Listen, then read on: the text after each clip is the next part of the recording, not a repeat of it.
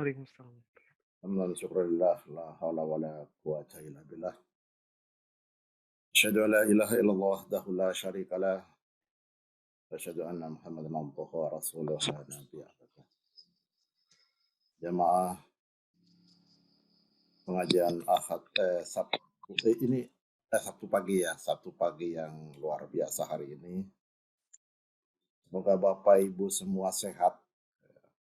Sehat adalah penting untuk kita semua.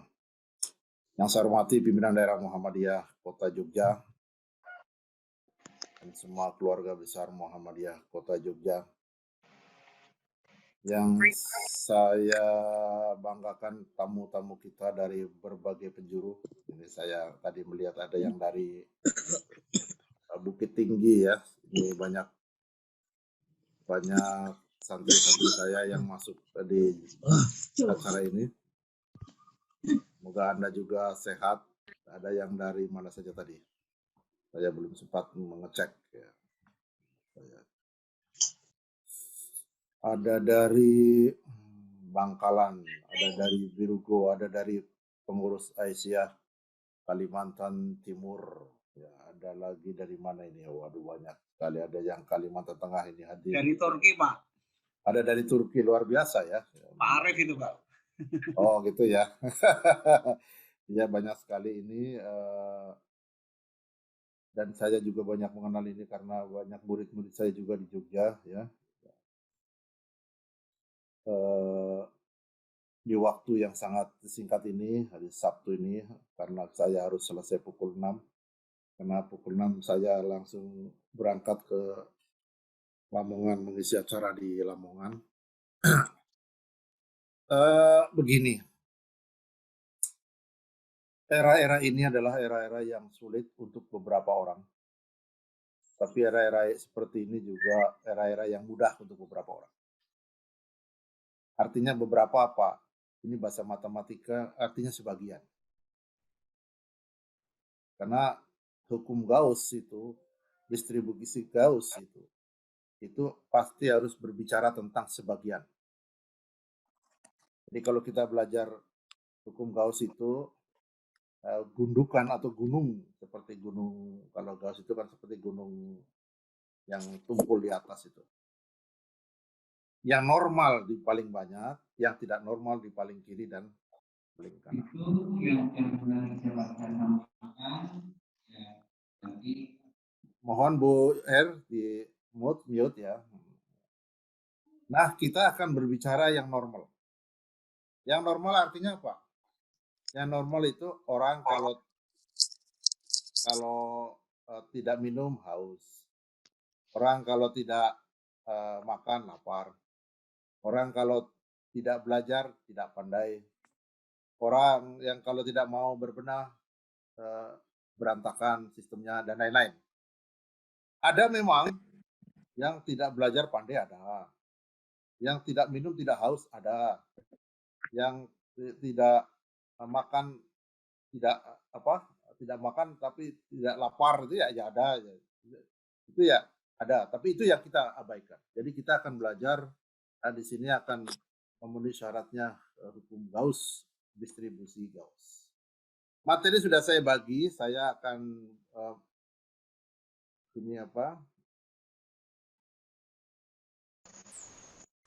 meng-share materi saya. Ini materi saya, semoga materi saya dapat berjalan dengan baik.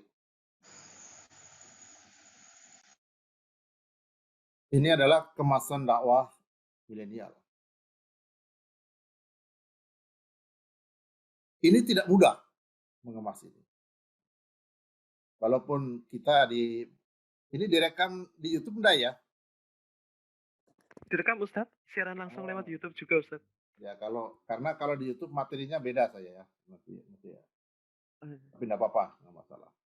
Jadi karena ini sudah menjadi milik publik, menjadi milik YouTube, maka saya akan melebar materi yang akan saya bawakan. Tidak mungkin saya akan langsung fokus ke Muhammadiyah Jogja ya, tidak. Apalagi ini pendengarnya juga banyak. Jadi kemasan dakwah milenial adalah kemasan dakwah yang hanya dimiliki oleh kita yang berilmu. Kalau lebih fokus lagi, kemasan dakwah yang dimiliki oleh keluarga besar Muhammadiyah Jogja yang berilmu. Kalau tidak mempunyai itu, kemasan dakwah milenial ini akan lepas. Ya.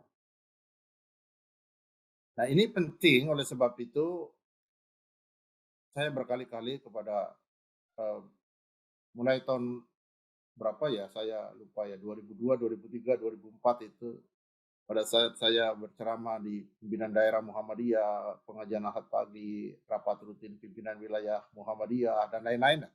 Pernah juga tahun berapa itu diundang PP Muhammadiyah, saya selalu menekankan, keluarga besar Muhammadiyah, jika ingin menguasai dakwah, kuasailah teknologi. Ini core, ya, core-nya di situ. Mungkin dulu pada orang tidak percaya. Pada saat saya bercerita kemana-mana dari Sabang sampai Merauke, bercerita tentang teknologi, mungkin orang akan mengatakan karena saya dari ilmuwan teknologi. Tetapi pada saat kita dilanda wabah COVID, orang baru tersadarkan bahwa yang menyambung kita adalah teknologi. Secara jarak, secara ragawi, kita tidak boleh bersentuhan. Secara ragawi, kita harus menjaga jarak.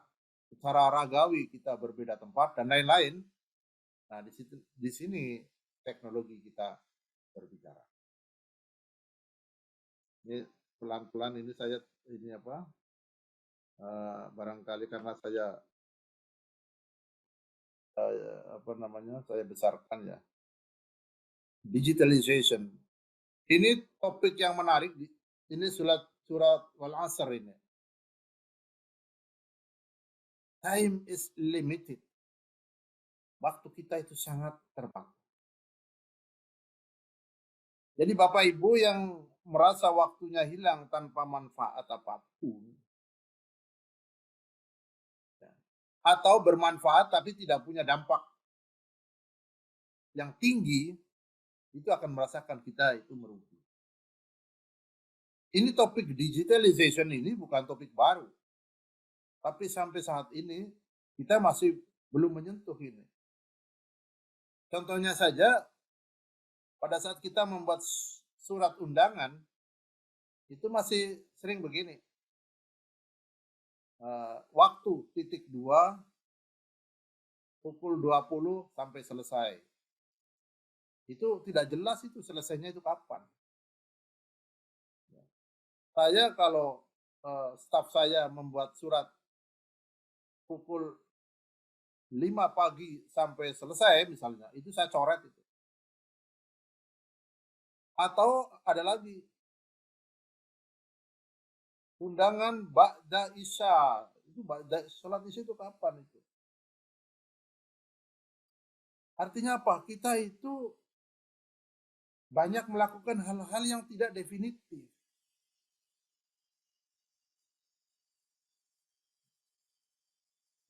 Ini menjadi problem serius.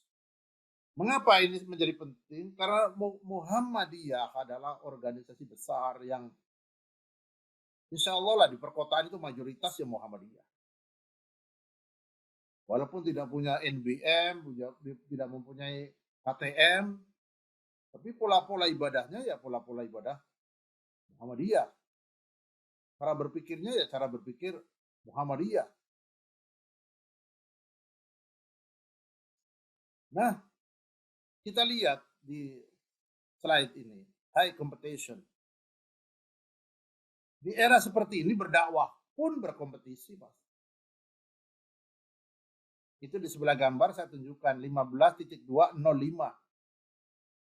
Itu adalah jam digital. Dulu tidak pernah ada sambutan pukul 9.00 sampai pukul 9 lebih 6 menit. Nah, dulu nggak ada begitu. Sekarang sudah mulai biasa. Sambutan ketua pimpinan daerah Muhammadiyah. Pukul 9.30 menit sampai 9 lebih 36 menit. Artinya 6 menit itu menjadi sesuatu yang sangat definitif. Nah, waktu ini mungkin untuk sebagian dari kita yang masih belum produktif, waktu itu nggak penting, tidak penting. Apakah hari ini saya kehilangan banyak waktu atau tidak? Itu seolah-olah tidak ada masalah, tidak ada masalah. Artinya apa? Kita tidak memproduksi sesuatu apapun di hari ini, padahal waktu hilang 24 jam yang sudah kita tinggalkan itu. Itu bukan hal yang penting. Tapi untuk sebagian orang yang sudah benar-benar masuk era-era digital, dan ini kita, saya dan Bapak Ibu semua sebagai warga Muhammadiyah, saat kita masuk di era digital begini, kita tidak dapat lepas dari waktu. Jangankan jam, jangankan menit, detik menjadi sangat penting. Nah, ini sedikit agak krusial. Apakah kita itu maksud saya Muhammadiyah, dalam berdakwah ini pernah mengevaluasi setiap tahun minimal, jangan setiap muktamar ya. Setiap muktamar sudah kepanjangan ya. Ada yang terbuang waktu, artinya tidak efektif, tidak efisien, atau tidak pernah dibahas. Amal usaha kita, kaum kita, yang ekonomi, yang sekolah, jangan hanya kita mengevaluasi jumlah murid saja, tapi produk-produk akademik, produk-produk dakwah kita juga kita perlu evaluasi. Apakah anak-anak muda Muhammadiyah itu dapat berkompetisi dengan pemuda-pemuda yang lain? Ini maaf kalau yang bukan Muhammadiyah yang menonton di YouTube ya, mohon maaf ini karena saya harus nyenggol sedikit-sedikit gitu.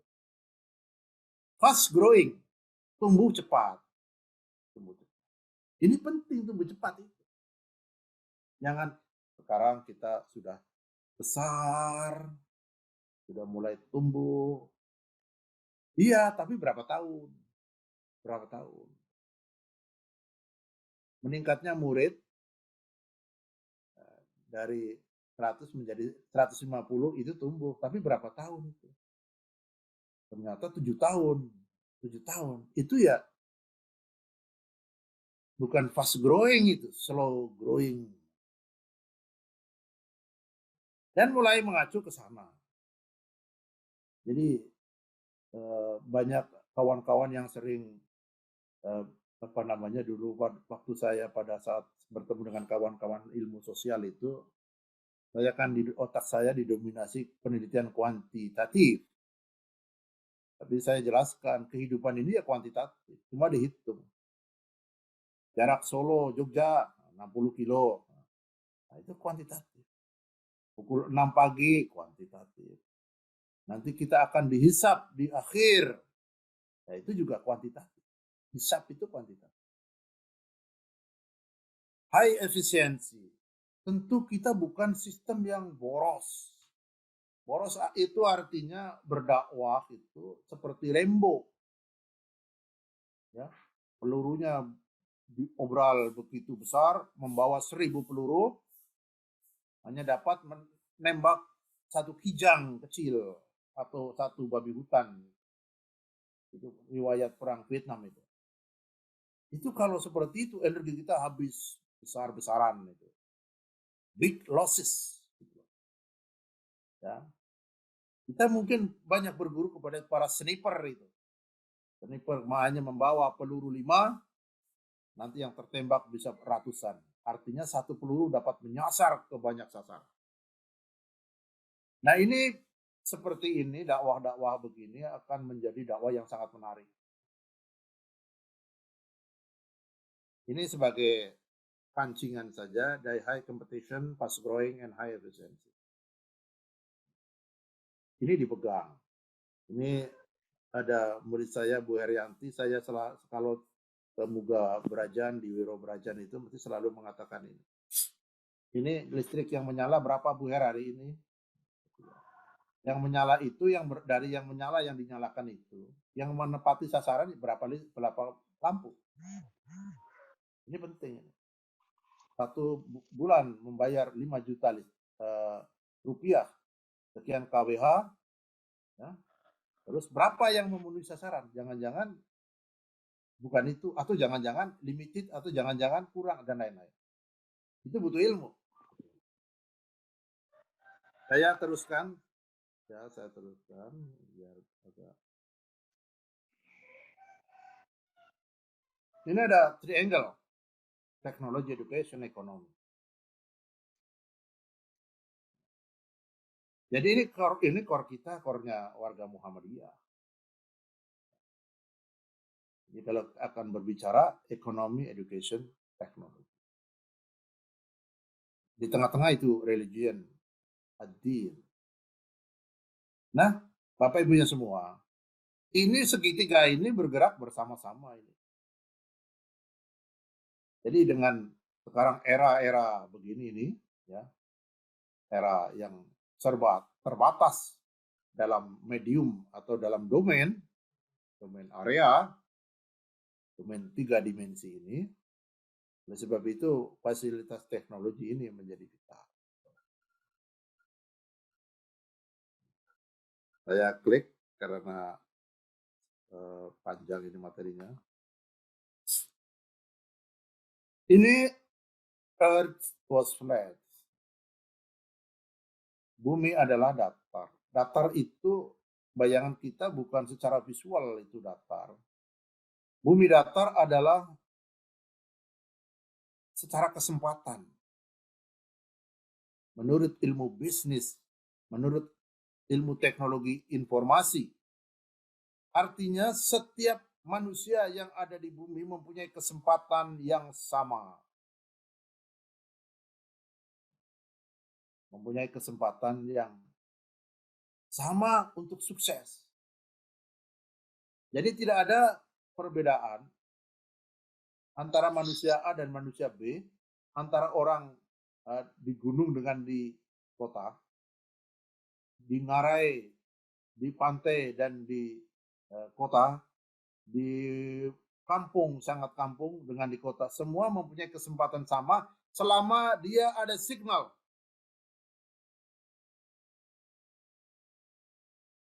Artinya apa? Artinya orang kampung dapat atau boleh lebih sukses daripada orang kota.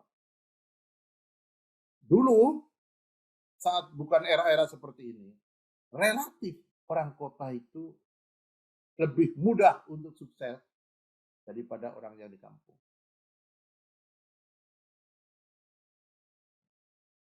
Beberapa hari yang lalu, saya kirimkan sebuah YouTube. Ada seorang pemuda bermain drone. Harganya 1 miliar itu drone itu. Dan setelah saya amati sampai YouTube itu selesai, ternyata dia bukan orang kota. Bukan dari Jakarta, bukan dari Surabaya, tetapi pemuda dari Kebumen, dari Kecamatan Pejagoan. Artinya apa?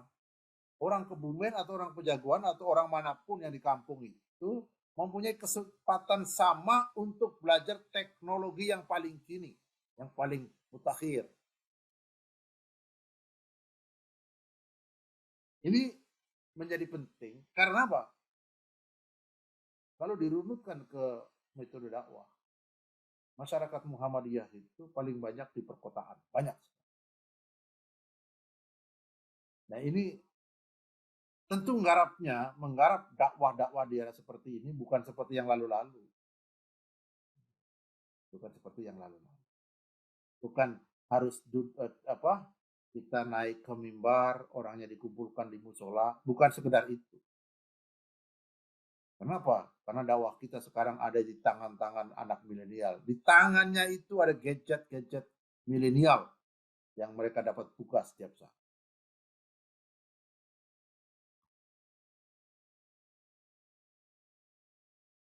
Ini objek dakwah, penyelenggara dakwah, alat dakwah. Mungkin penyelenggara dakwahnya ini kan itu saja, tapi objek dakwah dan alat dakwahnya ini variabel ini. Berubah-ubah ini. Segmen objek dakwah ini yang akan didakwai dan peralatan untuk berdakwah ini nanti di tengahnya adalah metodenya itu di tengah. Ya. Alat dakwah, objek dakwah, metodenya di tengah. Nah ini menjadi krusial. Kita dapat mengevaluasi.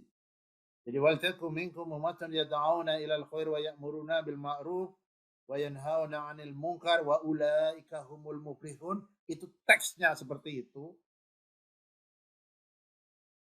Itu cara mentransfernya bagaimana itu? Cara mentransfer Ali Imran 104 itu bagaimana? Hari ini dengan 2 tahun lalu tahun 2019 pada saat kita belum mengenal teknologi transfer sesuatu seperti ini, ya, jarak jauh, itu ada perbedaan apa tidak? Jadi mubalik kita itu pada saat sekarang sudah benar-benar eranya seperti ini, peralatan yang kita gunakan itu sudah kompatibel nggak dengan hari ini? Ya karena sayang ya di Muhammadiyah tidak ada majelis teknologi ya. Kalau ada majelis teknologi enak gitu. Tapi karena tidak ada, yang ada majelis pendidikan. Ini pernah diginikan. Ya teknologi kan dalam termasuk dalam litbang juga dalam pendidikan ya boleh-boleh saja, tapi tidak mudah untuk mengurai itu. Jadi objek dakwah kita adalah manusia-manusia milenial modern ini. Yang mereka sangat individualis, yang mereka sangat egonya sangat tinggi ya anak-anak, yang mereka adalah mempunyai banyak sumber belajar, ya, yang mereka mempunyai kecerdasan lebih dari kecerdasan orang-orang lama. Ini kita harus betul-betul canggih mentransfer kepada mereka itu. Karena apa? Salah strategi menghindar. Salah strategi mereka akan menghindar. Dan itu floating itu mengambang. Anak-anak kita itu mengambang. Dapat mengaji ke sana sini, belajar ke sana sini, ke sana sini. Sehingga kalau kita sebagai penyelenggara dakwah tidak kreatif, kita ditinggalkan. Untuk kreatif mudah apa tidak? Tidak mudah. Kreatif itu tidak mudah karena dibangun sistemik, harus sistemik. Ya, harus sistemik, harus ada workshop yang kita lakukan tentang dakwah menggunakan peralatan modern, ada workshopnya. Ya, ini menjadi sangat penting karena apa? Membutuhkan banyak tenaga dan juga biaya. Ya memang itu karena kita berkarya untuk produk dengan hasil maksimal. Itu tidak mungkin dengan metode coba-coba atau dengan metode seadanya, dengan metode ya yang penting kober. Ini sudah mulai dihilangi lah yang penting kober. Dulu kan ada ngurus ormas, ngurus organisasi sosial itu ya yang penting kober. Udah yang begini-begini hilang sudah. Karena apa? Seperti kita di Muhammadiyah ya, di Muhammadiyah. Muhammadiyah itu organisasi besar mengurusi banyak umat, jutaan umat, mengurusi ribuan sekolah. Sekolah-sekolah ini bergerak. Ya kita pasti bergerak. Kalau tidak kita ikut bergerak, kita kepondal-pondal, Pak. Nah, kepondal-pondal itu ada 2 tipe. Dengan segala energi tetap mengikuti, ada yang menyerah dengan bendera putih. Artinya apa? biarkan jalan sendiri. Nah, ini penting bagi kita bahwa kita selalu mereposisi diri dengan objek dakwah yang berubah-ubah. Bapak Ibu tidak perlu mencatat karena sudah ada kopiannya, sudah saya berikan ke Bu Herianti ya. Ini sebuah pertanyaan mungkin yang sering kita juga apa namanya?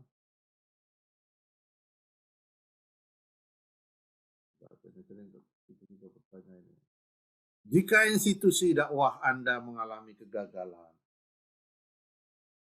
siapa yang akan Anda salahkan? Artinya kegagalan itu bukan gagal total, itu perlambatan pun, perlambatan itu sudah termasuk kita mengalami kegagalan. Nah, kalau institusi kita lambat, tidak berkembang, ini kan kita gagal sebetulnya. Terus mau siapa yang akan disalahkan? Ya. Ini ditanya kita dalam hati. What's wrong of my management? Apa itu? Kalau institusi kita gagal, nasibkah atau faktor lain? Jangan sampai kita itu akan mengatakan itu nasib. Oh, ini bawaan dari dulu, Pak. Oh, ini kita hanya meneruskan saja, Pak. Ini dulu-dulu juga sudah ini. Oh, ini karena Pak, apa namanya? Kompetitor kita, Pak, terlalu banyak. Oh, ini karena kita hidup di kampung, Pak. Oh, ini karena kita dan lain-lain. Itu sama dengan menjurus ke jawaban yang A itu. Ya. Itu kalau sudah menjawab itu, maka putuslah ikhtiar kita, greget kita akan hilang. Greget kita itu akan hilang. Kita harus menjawab yang B ini, yang lain. Nah, dari sini ini, kalau sudah mengatakan yang lain, mari kita bongkar yang lain itu. Ini yang tidak suka, banyak tidak suka. Kegagalan demi kegagalan dari kita, bukan kita itu bukan hanya Muhammadiyah ya, kita semua lah bangsa ini ya, di dakwah apapun di bangsa ini sering terjadi kegagalan itu, dan kita sering mencari variabel untuk dapat kita kambing hitamkan. Yang variabel itu sama sekali bukan variabel, kalau itu diperbaiki akan menaikkan effort kita. Itu yang A itu.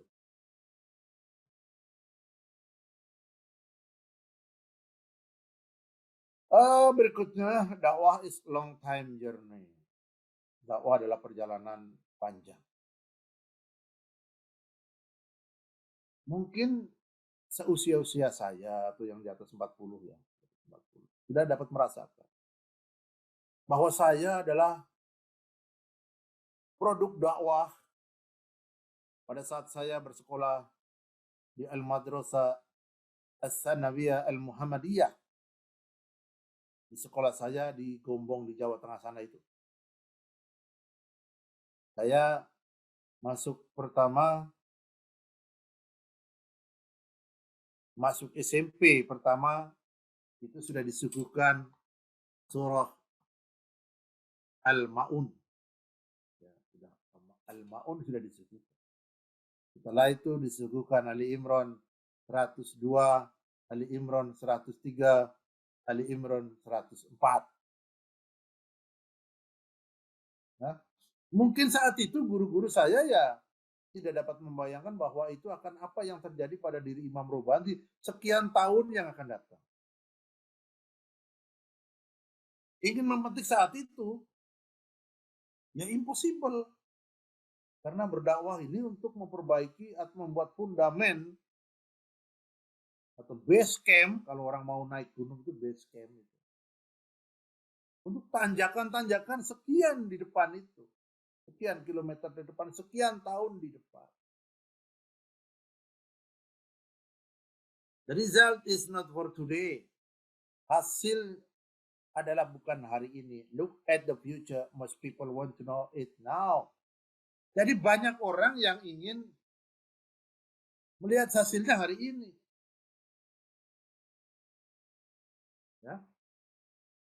Anak kecil dilatih dakwah, ya, dilatih menjadi itu mubalik, ditonton agar hasilnya kelihatan hari ini. Tidak. Kita belajar agama, ya, belajar al-Islam itu untuk masa depan yang panjang itu.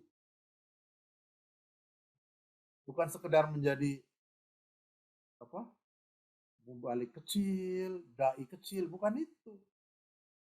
Itu pragmatis sekali itu. Beragama ya sisinya banyak untuk masa depan yang gemilang. Nah, ini dakwah yang seharusnya kita lakukan. Jadi adalah untuk future, masa depan.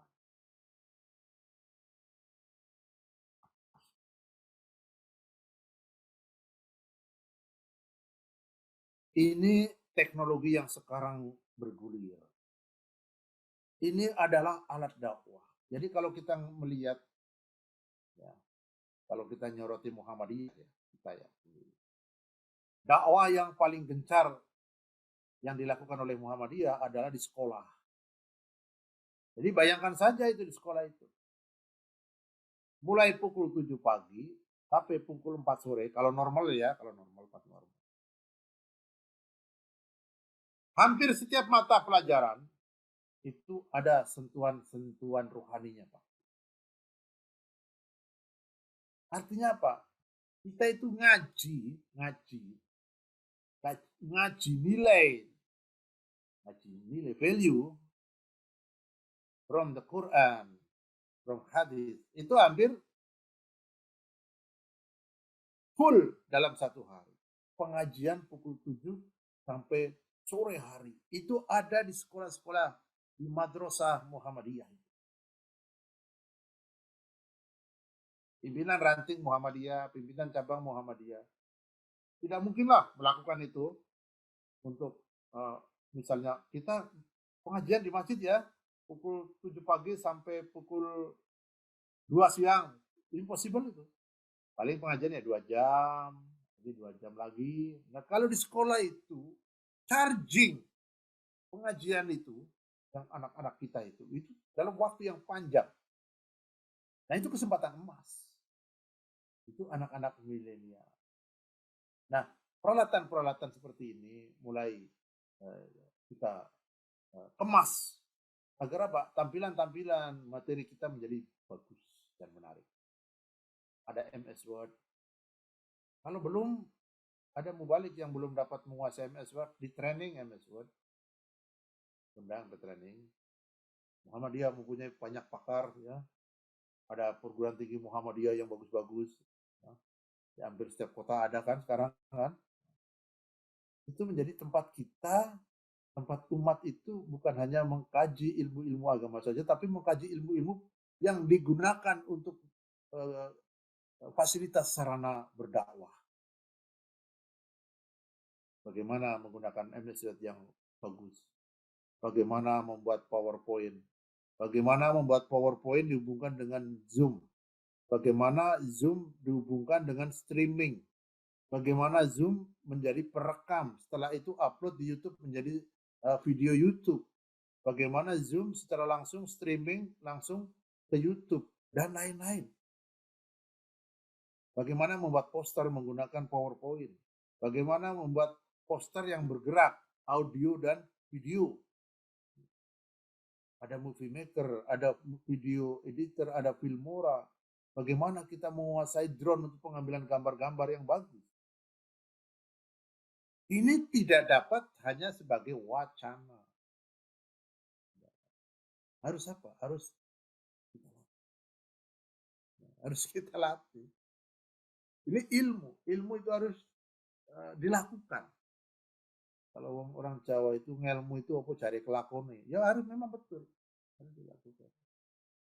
Ngelmu iku, tinamune kanthi laku. Memang betul ilmu itu harus dipraktekkan. Dari praktek itu akan menemukan dari hal baru dari ilmu itu.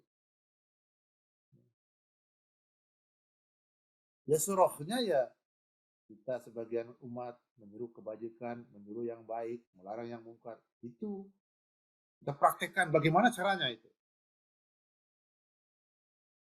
Nah ini yang seperti yang saya tulis di sini,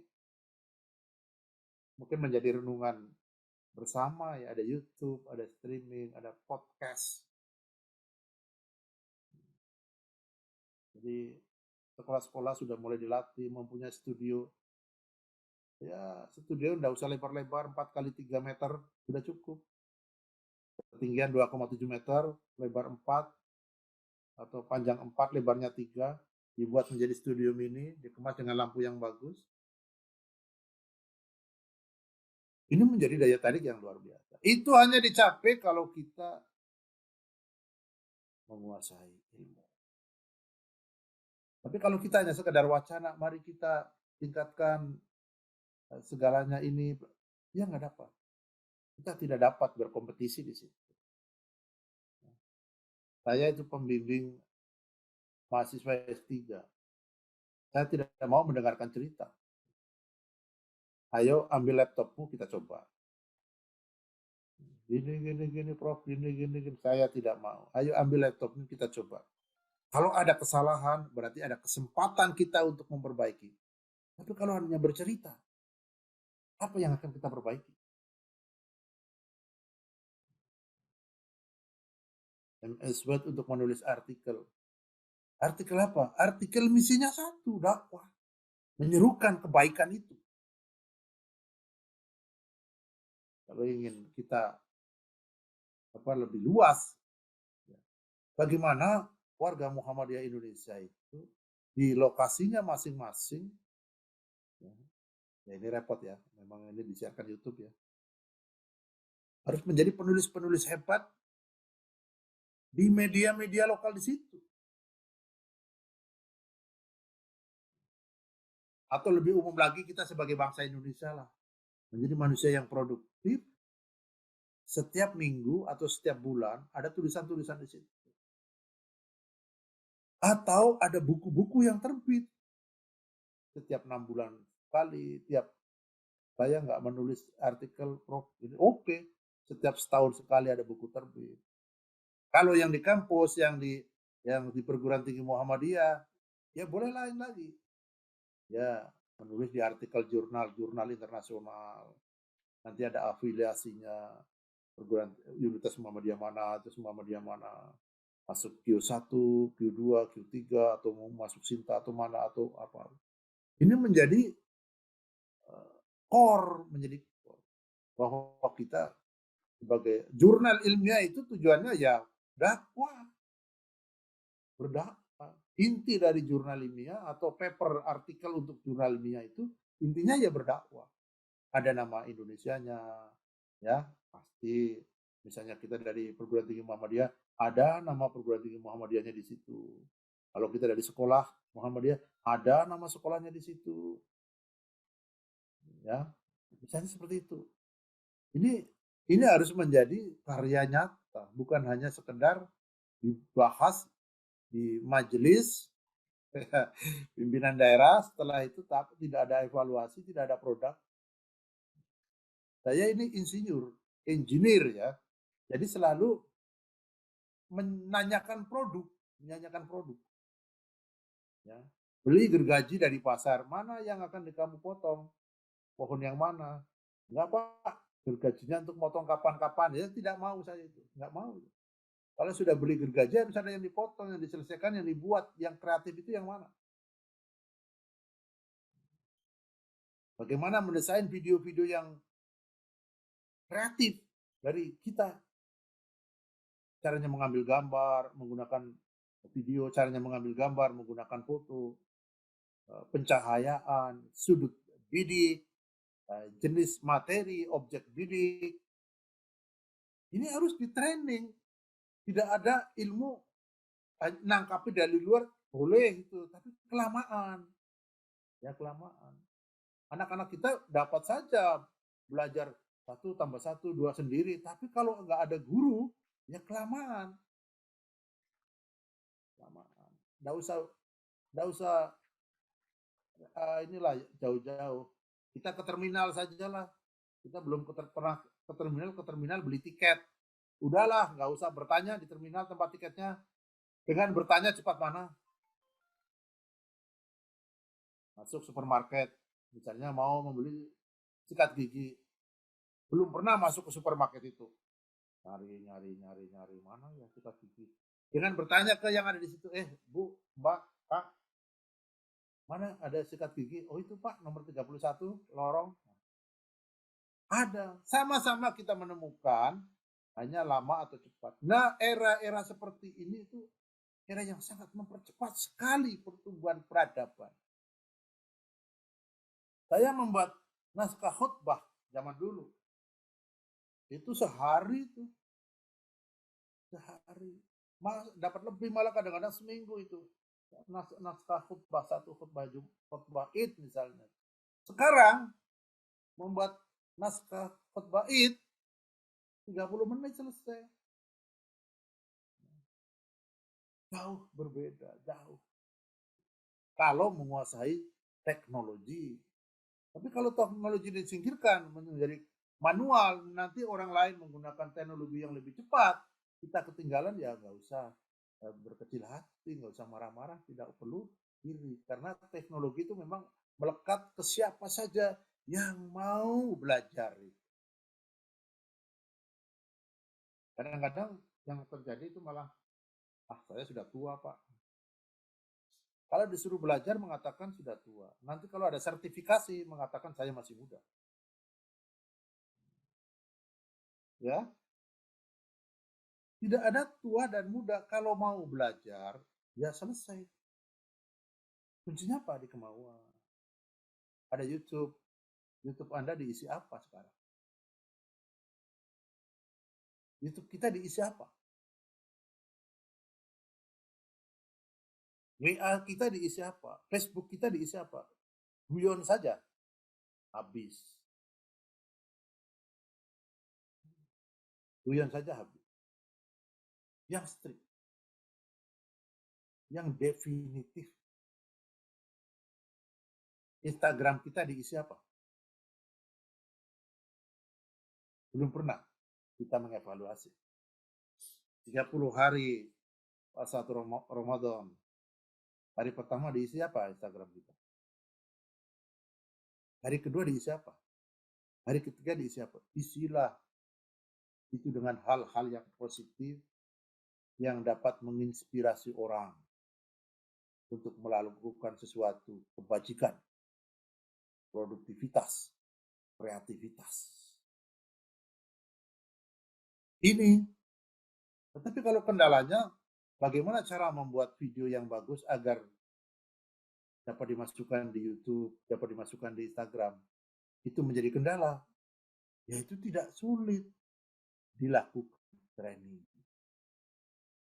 Pasti ada training, ada workshop, ada peningkatan sumber daya manusia. Emangnya mengurusi yayasan, ini bahasa luas. Ini bahasa luas ya. Foundation itu yang membawai banyak sekolah-sekolah begitu. Emangnya mengurusi foundation atau yayasan tidak butuh ilmu? Membutuhkan ilmu itu. Karena apa? Dinamika sosial kita itu, lingkungan kita bergerak. Menghadapi mahasiswa sekarang ini. Mahasiswa sekarang ini banyak sekali yang tidak mau bertanya ke dosennya. Bertemu senyum aja tidak mau. Ada banyak itu. Kita mau marah-marah, nggak dapat seperti itu.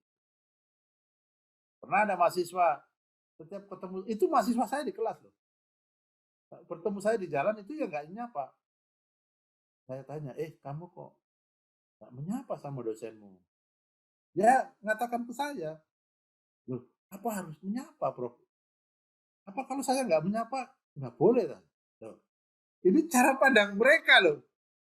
Kita kan menyangkanya, ini arek ya apa iki kalau orang Surabaya, ya apa arek? Ambil dosennya dhewe gak takon blas. Menurut kita negatif, tapi kalau saya tanya ke dia ya ringan jawabnya. Loh, apa kita juga harus tersenyum tak Prof kalau ketemu gitu. Nah, ini beda generasi seperti ini, kita butuh ilmu. Mesti akan bertanya ke teman-teman yang belajar psikologi itu. Ini seperti itu. Nah, berikutnya seperti Zoom, My Classroom, Google Team. Hampir setiap orang mempunyai ini. Tapi bagaimana memanfaatkan fasilitas ini untuk berdakwah secara maksimal? Jadi kita banyak memahami Zoom ya ngotak-atik sendiri. Memahami My Classroom ngotak-atik sendiri, Instagram ngotak-atik sendiri, YouTube ngotak-atik sendiri. Ya dapat melakukan itu pakai tutorial, tapi lama. Habis waktu, boros waktu. Dikumpulkan, di training, rutin. Karena ilmu pengetahuan selalu ketinggalan. Ilmu pengetahuan apapun selalu tertinggal. Oleh sebab itu training is important in our life. Training adalah sangat penting. Nah ini Bapak Ibu semua, memang hidup itu ya seperti itu. Lelah. Karena apa? Hidup kan menjaga keseimbangan. Jadi seperti kita kalau ada keran itu, keran air panas dan keran air dingin. Kalau kebanyakan yang gerojok dingin, panasnya ditambah. Kalau kepanasan, keran dingin ditambah. Seperti itu. Seperti kita kalau makan sayur kasinan itu ya, aduh kok ini asin, nah, airnya ditambah. Begitu ditambah kok anyep, ya garamnya ditambah. Ini menjaga keseimbangan. Termasuk kehadiran teknologi. Sering kita memasalahkan teknologi. Kedatangan teknologi ada positif, ada negatif. Kalau kita ngomong seperti ini sudah telat. Jangankan teknologi, pisau saja itu ya dapat negatif, dapat positif. Korek api itu saja dapat positif, dapat negatif. Negatifnya dapat membakar rumah, positifnya dapat membakar sate. Kan semua. Nah, kita sebagai orang yang belajar, senang belajar, bagaimana teknologi itu menjadi alat yang berfungsi untuk meningkatkan nilai-nilai kepositifan. Ini mata kuliah filsafat ilmu ini ya. Ada Zoom, ada UBS ya, ada UBS di training. Belajar UBS kita sendiri ya dapat ya. Tidak semua dapat cepat. Orang-orang yang tidak punya background teknologi, belajar teknologi sendiri lama. Kecuali orang-orang yang setiap hari memang bergelutnya di teknologi ya. Ya sudah itu sudah makanan kalau di Jawa di Surabaya itu namanya jenenge segujangan ya. Segujangan itu sudah seperti normal itu aktivitas normal. Ada MOOC Massive Object Online Course. Ini Bapak Ibu bisa menyiapkan paket-paket MOOC ini. Nanti seperti apa MOOC nanti Bapak Ibu dapat melihat di Google lah MOOC. Tapi harus dilatih. Ya, membuat green screen. Ya kalau di sekolah tidak ada green screen ya minimal temboknya dicat hijau. Dicat hijau ya. Nah, dari ini butuh training juga. Butuh training. Jadi semua tidak ada yang ujuk-ujuk menjadi pandai. Tiba-tiba menjadi pintar. Sekarang saya dulu kan belajar bahasa Arab kan, aduh lama banget ya. Sekarang cepat sekali belajar bahasa Arab. Tinggal klik bunyi, klik bunyi, klik bunyi, klik bunyi, diulang 100 kali, sudah lidah dapat mengucapkan, telinga dapat mendengarkan, ya, dan lain-lain.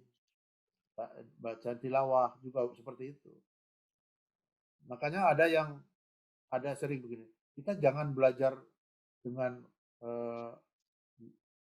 YouTube. Ada yang seperti itu. Kalau kita ngomong jangan belajar dengan YouTube, itu terlalu sedikit omongan itu. Lebarkan saja. Kita jangan belajar menggunakan laptop, gitu saja. Kita mengingkari teknologi, pertumbuhan teknologi. Hanya semua pembelajaran seperti itu harus dibimbing itu. Nah, enaknya orang yang berorganisasi, itu kan kawannya banyak, mempunyai banyak kawan, teman, ya. Ini berorganisasi misalnya berkawan lah, tidak harus organisasinya itu apa namanya. Pokoknya punya kawan, orang yang punya kawan berbanyak kawan itu kan enak. Berkomunitas, namanya berkomunitas itu kan enak, banyak saling membantu. Jadi ini yang menjadi pokok-pokok kita yang harus kita terapkan. Dan semua yang saya tulis ini, yang di depan kita itu saya praktekkan. Mengapa saya praktekkan? Karena saya guru. Saya guru. Saya akan mengajari. Jadi saya praktekkan dulu. Jadi kalau guru itu dalam bahasa Jepangnya itu sensei. Sen itu belum, sebelumnya. Sei itu lahir. Jadi lahir sebelumnya.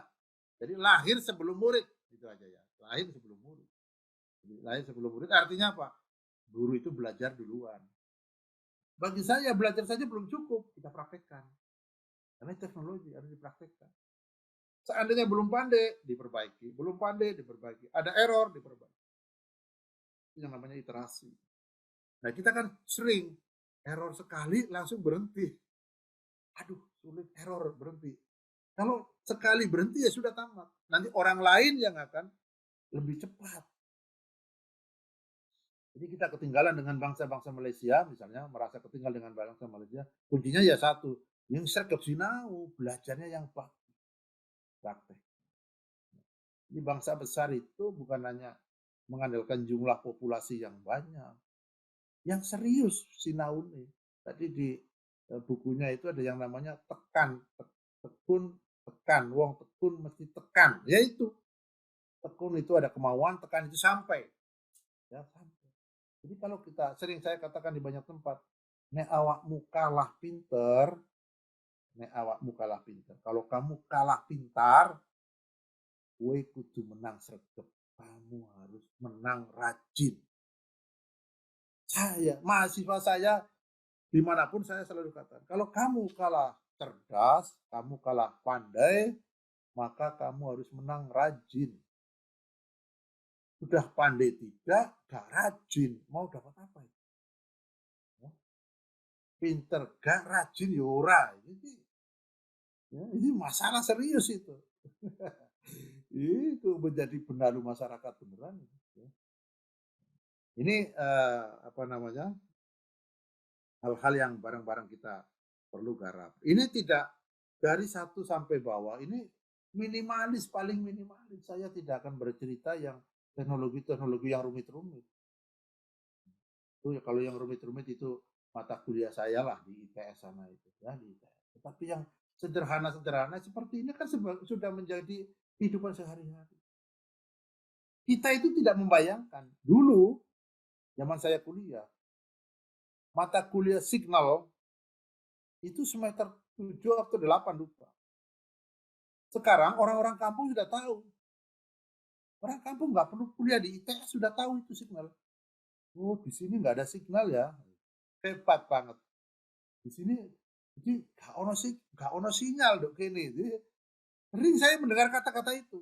Padahal dulu kata-kata itu ya mahasiswa teknik elektro semester 8, semester 7, semester 5 lah ada apa namanya telekomunikasi apalah mata kuliah seperti itu.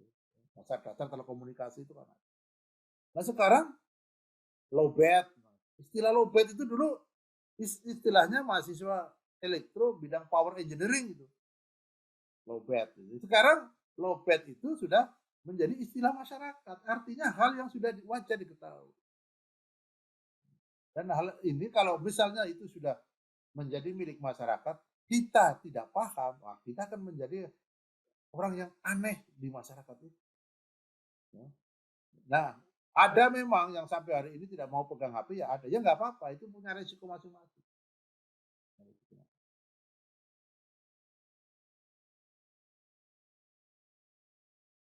Kemasan ya menarik dalam berdakwah. Ini memang sisi-sisi art ya. Sisi art yang harus kita kemas. Karena apa? Materi sama, kalau monoton, habis juga. Materinya sama, monoton, habis. Oleh sebab itu, variasi-variasi berdakwah. Ini harus ada training juga. bagaimana membuat kemasan-kemasan, bagaimana berlatih Hizbul Waton yang menarik. Karena sekarang eranya Hizbul Waton kan kita masih sering ya metodenya metode zaman dulu kan di hutan di mana kan.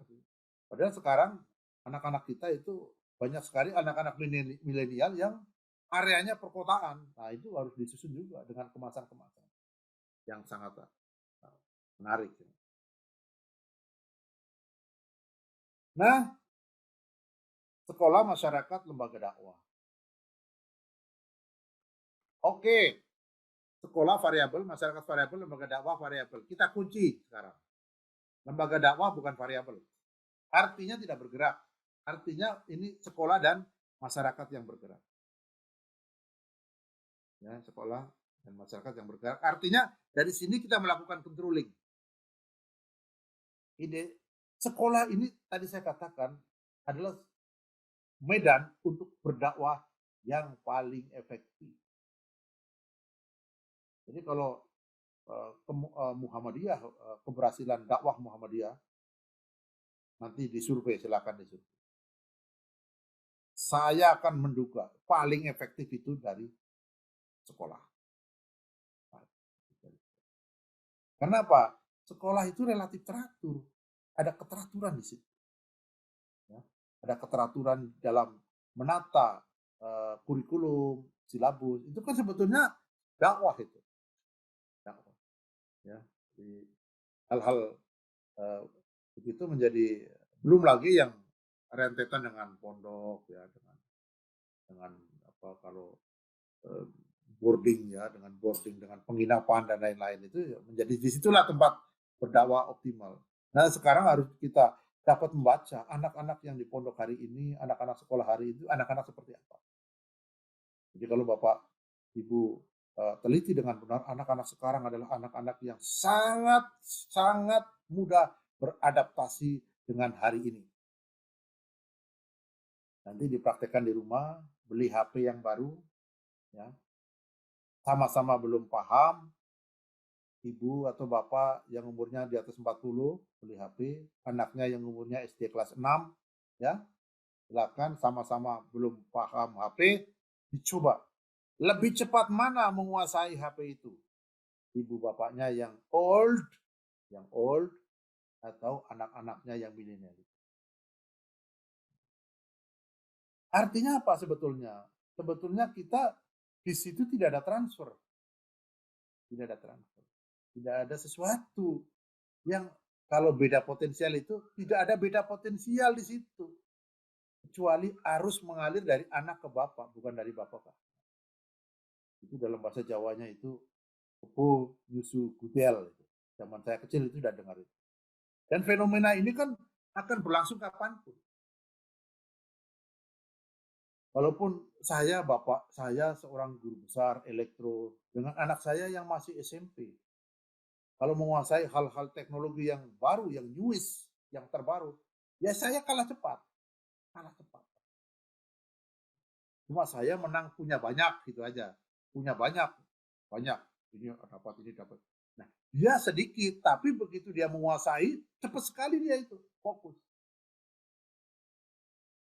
Nah, kalau dia dimasukin sesuatu yang tidak kompatibel, dakwah kan memasukkan sesuatu yang tidak kompatibel dengan dia, ya, maka dia akan reject, akan menolak. Oleh sebab itu harus kompatibel. 14 volt chargernya, ya, charger akinya yang 14 volt. Seperti itu. Ini anak butuh apa, ya kita chargernya. Dan ini harus terjadi perbaikan, improvisasi. Improvisasi itu artinya perbaikan, ya. Perbaikan, terus perbaikan agar sesuai. Begitu juga masyarakat, karena dari sekolah itu akan menjadi masyarakat, ya. Dari persekolahan itu akan menjadi masyarakat. Dan ini digarap dua-duanya. Oleh sebab itu kalau sekolah Muhammadiyah tidak kenal dengan masyarakat, ya rugi. Saya juga kadang-kadang sedih. Ada lulusan sekolah Muhammadiyah berdakwah tidak dapat berbahasa Jawa. Itu karena hidupnya di Jawa, hidupnya di kampung, ya ceramahnya pakai bahasa Inggrisnya nggak masuk.